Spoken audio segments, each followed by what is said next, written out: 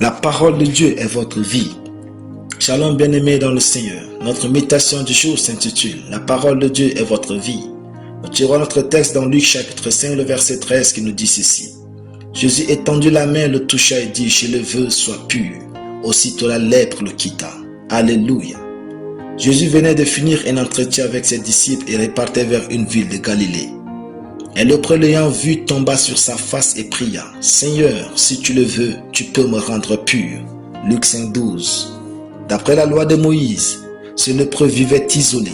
Fort probable, celui-ci s'était caché derrière les pierres autour de la montagne pour espérer voir Jésus dès qu'il finirait sa réunion.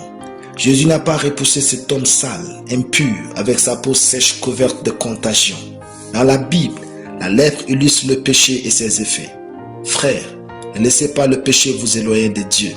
Le péché que vous cachez vous garde esclave de lui et vous écarte de Dieu. Comme ce lépreux, refusez une telle vie. Sortez de là. Venez à Jésus et dites-lui votre faiblesse. La première chose que Jésus a faite pour cet homme était de le toucher. Jésus fera la même chose pour vous. Remarquez maintenant comment Jésus a changé la vie de cet homme. D'après notre verset, est-ce que Jésus a dit « Lèpre, je t'ordonne de partir » ? Non. Ou bien a-t-il dit « Lèpre, quitte cet homme » ? Non. Jésus a plutôt dit « Je le veux, sois pur » et aussitôt la lèpre le quitta. Formidable. Voyez-vous, Jésus n'a pas chassé la lèpre pour que l'homme soit guéri. Il a déclaré l'homme pur et aussitôt la lèpre est partie d'elle-même. Il a parlé et la lèpre a disparu sans délai. La parole de Dieu qui sort de sa bouche pour vous a la puissance de changer à l'instant toutes les situations de votre vie. Dieu n'est pas obligé de rester regarder à vos problèmes pour vous bénir.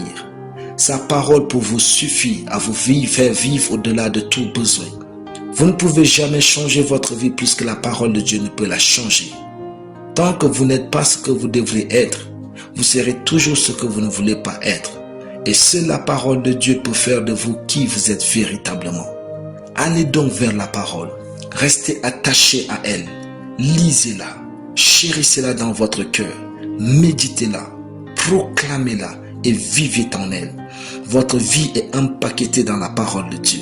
Plongez tout votre plaisir en elle et elle vous rendra enviable, prospère et inébranlable. Amen.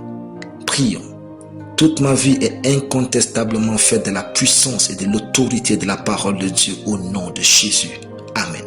La lecture biblique en une année, 1 Chroniques chapitre 6 à 1 Chroniques chapitre 10. Soyez bénis, c'était le pain du ciel.